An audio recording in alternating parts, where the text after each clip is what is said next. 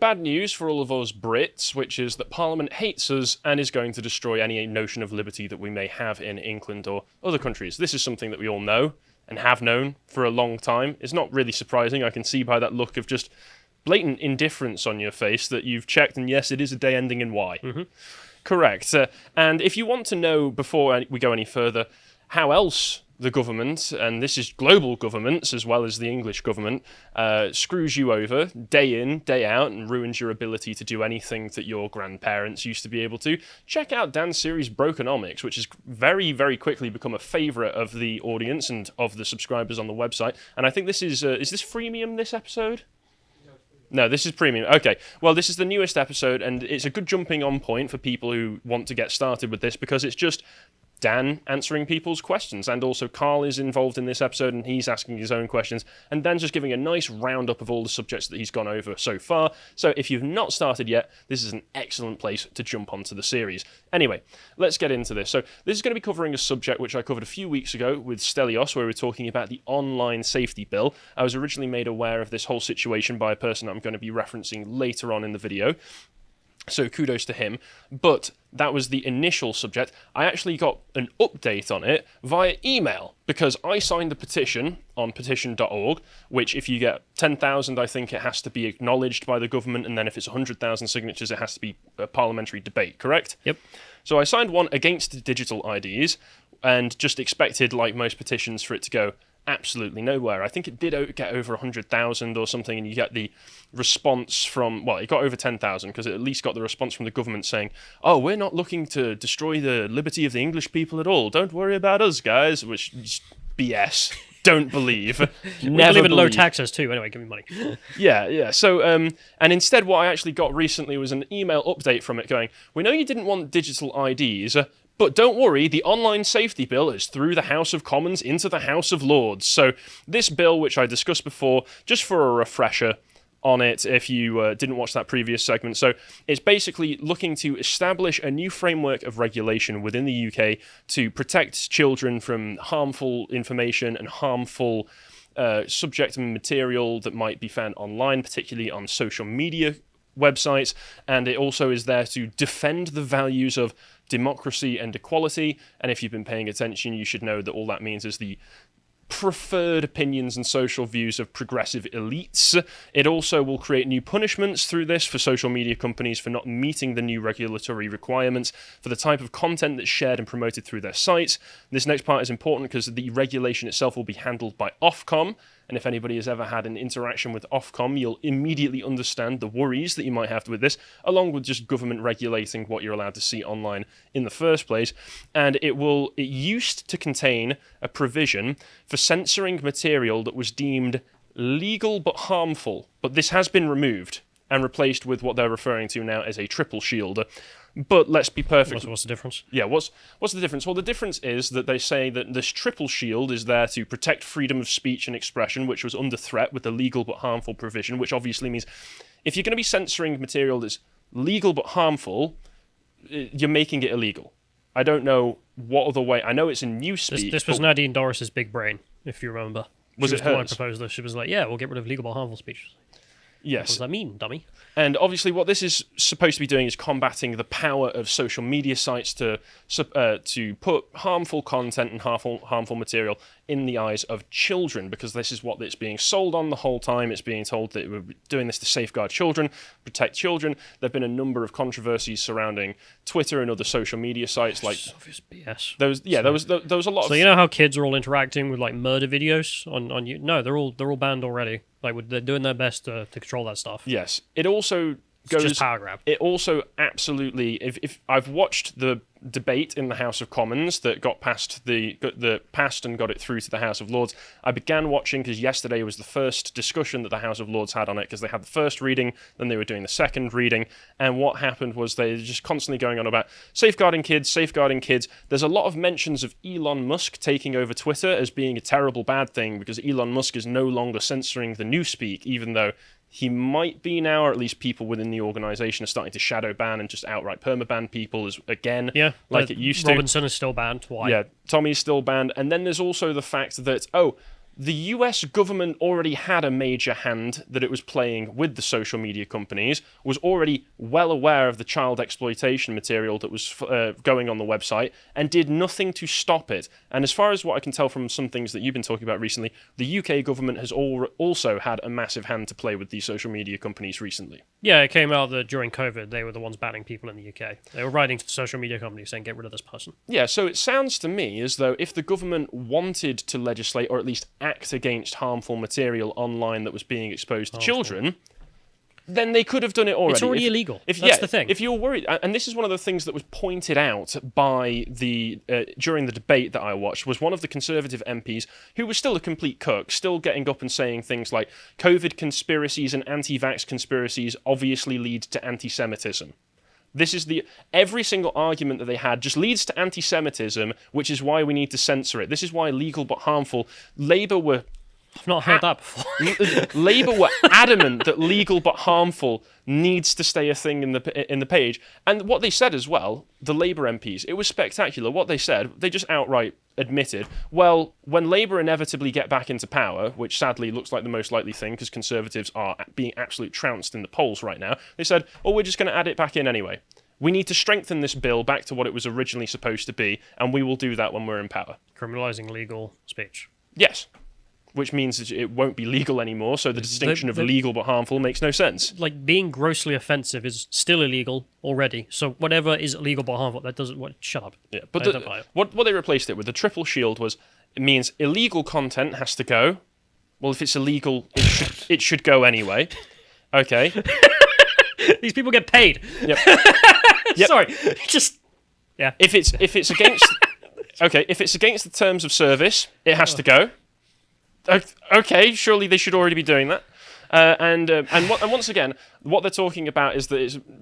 Yeah, illegal material should go, but it stays on the websites anyway. That's why we need to have the regulatory ability to really punish these companies. The companies were already in bed with the government anyway, so if they wanted this to happen, they could have already had it happen. They could have already, when they started working with these companies, they could have said, okay, first things first, you need to clear out all of this terrible material. We know that this child exploitation material is going... It's not about that. No, of course it's not about that, because what actually ends up happening throughout these debates is they keep bringing up the damaging harms of incel culture, of Andrew Tate, of vaccine conspiracy theories, of all of your these weird things. fetishes of MPs.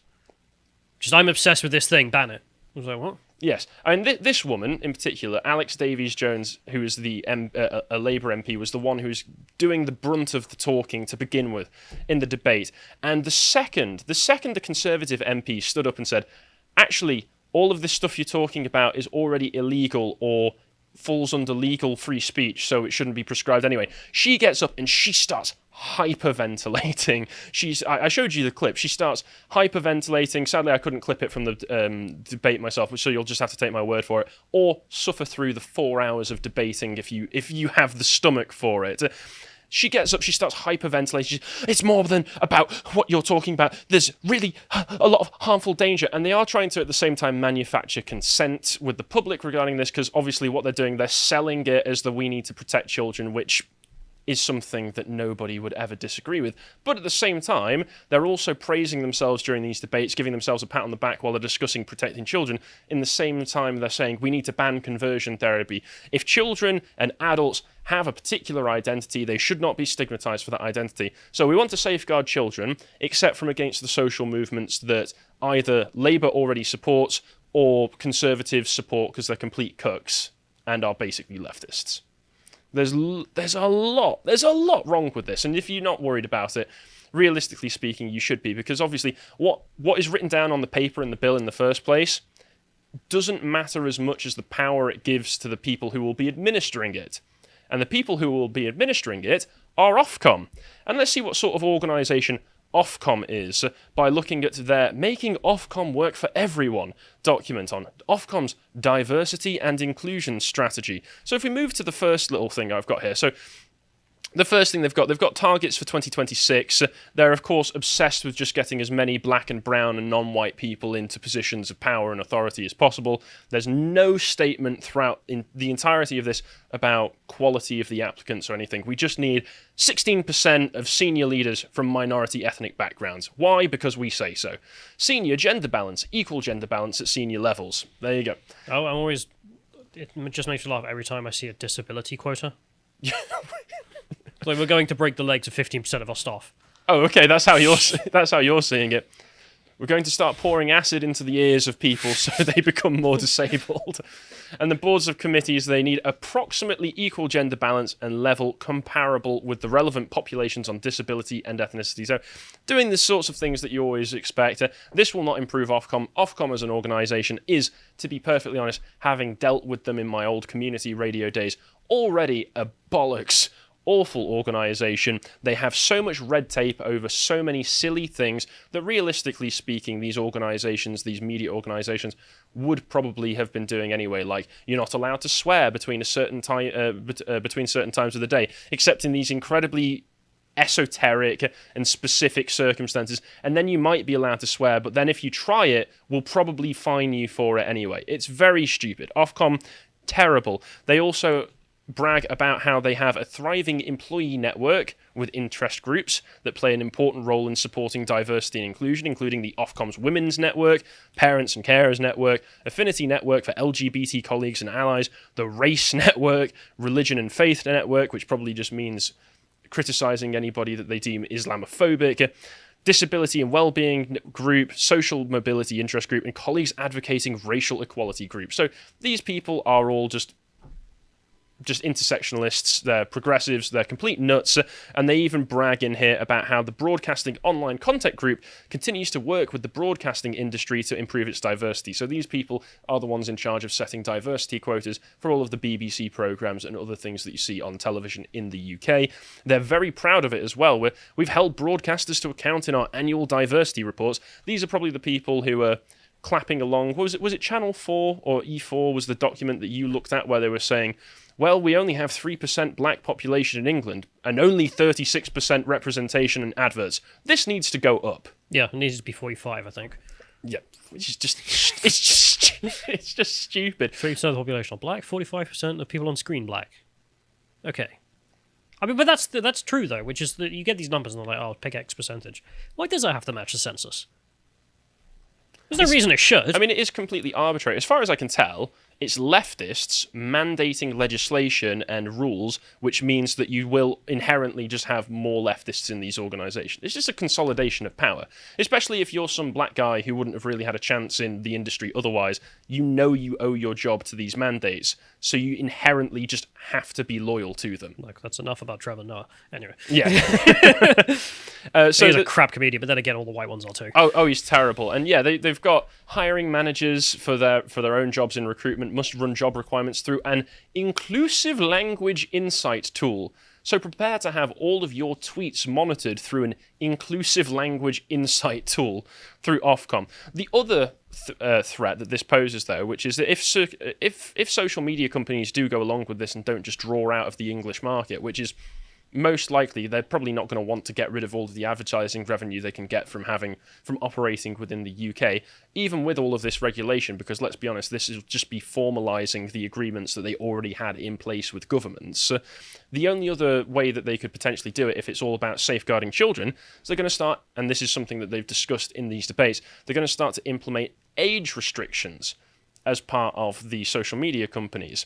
And the social media companies will probably say, well, yeah, you need to prove your age because it will need to be age verified, at which point I'm almost certain the government will come in and go, don't worry, guys, we can give you the one-stop shop for age verification. Just fill in your government-mandated digital ID. Do you not remember the wanking license? Well, yeah, this next part's going to relate to the wanking license. But yes, carry on just for those who may have forgotten. Once upon a time, I think it was Theresa May, was bored one day in her office in number 10, got very upset at her husband, presumably looking at porn, and decided that she'd introduce a wanking license for the whole country.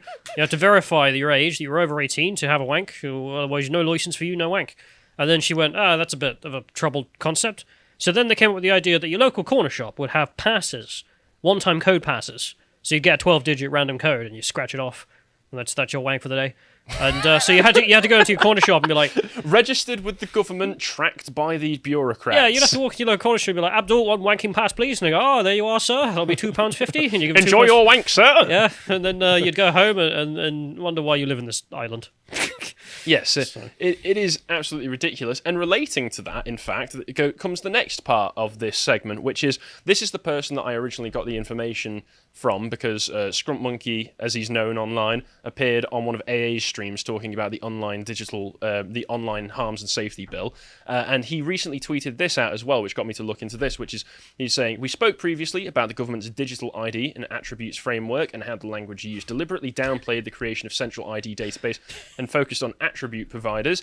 Well, the start of the central database is now being proposed, and he says, this is being done under the Digital Economy Act, which we talked about during our online safety bill stream. The Digital Economy Act contained the infamous porn ban that was never put in place due to logistical issues. So they're using the wanking license legislation to push digital IDs. So we will still get the wanking license, it'll just be in a subtler form. I'm leaving this island. I've got nothing to care about. Are you anymore. moving to Afghanistan? Honestly, maybe. You know what? I might be coming with you. Who knows at this point? But he says the digital ID is aiming to solve the issues, which meant that the practical logistical elements that meant that they couldn't implement the wanking license existed in the first place. So they're trying to use the digital ID to remove all of that. There is a universal compulsory digital ID-shaped hole in all UK legislation that comes out in relation to the internet and labour policy around immigration. They are also going to use immigration. They're going to use illegal immigration, as a way to sell this to the public. They're going to say, well, if you've got your digital ID, we'll be able to track down illegal migrants easier. Sorry, you come to me and say, you know that job you gave me? Yeah, stop all foreigners breaking into my house. Well, I failed. So I'm going to need your family to do. Yeah. So I'm going to need your family to tie themselves up in the basement. Then we're going to need the long card number. And the 3 digits on the back. Don't forget those, very important. You're fired. I'm hiring Wagner. They can run the shores at this point. Yeah, it's sledgehammers on the beach. I found more information regarding this as well in this Substack article by a man who I'm not particularly familiar with before, but it's still a good article, called Alex Klaushofer. So he talks about this legislation here. He says, March 1st, a consultation about digital identity verification and data sharing between public authorities comes to a close. So at the time of this recording, and when this goes out on YouTube, it is still open. So I've included a link on the website to the page that you can go to for this consultation, where you're able to fill in questions.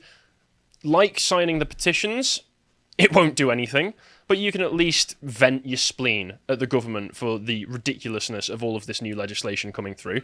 So if that makes you feel better, go for it. Launched on January 4th with almost no media coverage, the proposed changes will spend a short time under public consideration. Do you remember the beginning of Hitchhiker's Guide to the Galaxy? No, I didn't read it. Have you not watched the film adaptation or anything like that? Oh, well, in that case, there's a nice parallel at the beginning, which is Arthur, the main character. His house is in the way of where they're planning to put I think it's a motorway or a dual carriageway, and he wakes up one day to just find the builders all just waiting outside of his house ready to tear it down. And he's like, I was never informed about this. And they just go, yeah, well, you should have been. It was actually posted on a notice board in the basement of the legislation office, the local one. And it's just like, that's just how you're expected to deal with it. Well, we posted the legislation, we posted the proposals in a basement that we never notified you about 10 months ago, and then we decided to just pass it without any public consultation. And then later in the film, still in the beginning, the intergalactic alien builders show up to demolish Earth and then say, well, you shouldn't be so upset about it. We did have this posted in the basement of the same thing. That's how government bureaucracy works. And I hate it. It's absolutely despicable. But anyway, I'll carry on. So he says the proposed changes represent the first stage in creating a centralised digital ID gateway to online public services that will be known as gov.uk. Under the new system, users will access a portal via a single login, and service providers, these will be public service providers, without the need to prove their identity. The idea is that people will only have to provide the details needed to, for example, renew their passport once. From then on, all the public authorities they deal with will know who they are, because the data initially submitted will be available and visible to all of them. So it will be sold as public convenience. It'll just be sold as like, oh, you don't want to hassle yourself filling out forms every single time. We all know how annoying it can be to sign up for digital service providers every single time and give them. They get rid of the sign-in. No, that's not on the card. No, that's not on the card. That's not what we need to do. You don't get the public services without signing up for the digital ID. That's what's going to happen. Under the proposed legislation, the individuals will lose control of the data that has hitherto been regarded as personal. The long list of public bodies that will have access to personal information can be found at the end of the consultation document under Annex B, so you can double-check this information for yourself if you have a spare day to read through the ridiculously long webpage. It includes HM Revenue and Customs, Land Registry and Disclosure and Barring Service, the Home Office, Departments for Work and Pensions, Justice, Education, Levelling Up, all councils, and the major regional authorities. So you can hear that and you could go, oh, well, it's just the public services, it's just the public authorities that'll probably have all that information anyway. Except the list also includes any organisation which provides services to a specified public authority in connection with the specified objective, which he points out is just a catch-all, which presumably covers any company or other body with a contract with a public authority, which basically includes every organisation except us. Will be the only one. Under this new system, you can be assured that lotuseaters.com will not be stealing your information. That's the only guarantee you can have this. We won't be spying on you. So you can take that as a guarantee. You can take that one to the bank. All sorts of organisations can be involved in public service delivery, from large profit-driven corporations to small charities run by volunteers. Government no doubt has agreements with other governments and organisations in other jurisdictions, making the data sharing potentially global. Data includes not just the name, date of birth, and address of traditional ID verification, but photographic images, the outcome of identity checks previously performed on a user, and transactional data, for example, income. Does that make you feel warm and fuzzy inside, nice and cozy, knowing that China might not just have all of the information that they probably already have on you, but then will also see your income as well? Great. Yeah, I know. And there's an added bit here as well, which says that all other data items may be processed as identity verification services develop, which is a nice big open net to throw out there to say, any future technological developments that you have to sign up for and give your information, we'll have that too. So Alex here suggests that it might also include, when we develop the technology a bit better, biometric data such as fingerprints and iris scans, and just about anything that might develop in the future. And he points out as well, at this year's World Economic Forum, Tony Blair was there, because of course he was, and he has been going on about digital IDs for a very long time, since I think like 2007. And he called for a proper digital infrastructure to keep track of people's vaccination status as well. So this will just turn into a social credit score. This will turn into, have you done the things that the government demands you do or not? If not, we'll just bar services from you. You want your NHS checkup appointment? Well, you're going to need to bump that score up, buddy. That's what this is going to turn into. And like I said, if you want to complain to the government, you can feel free to go onto the consultation page and fill out the questionnaires that they have there, asking how you feel about this. I very much doubt that it's going to do anything about it, but you can at least try. So there's your daily black pill for first thing in the afternoon. If you appreciated that segment from the podcast of the Lotus Eaters, you can go to lotuseaters.com to get access to all the premium content we have on the site, such as the Epoch series, this one on Tiberius Claudius Caesar. And if you'd like to find out what else we put out, you can follow us on Getter at lotuseaters_com on Getter. Thank you and goodbye.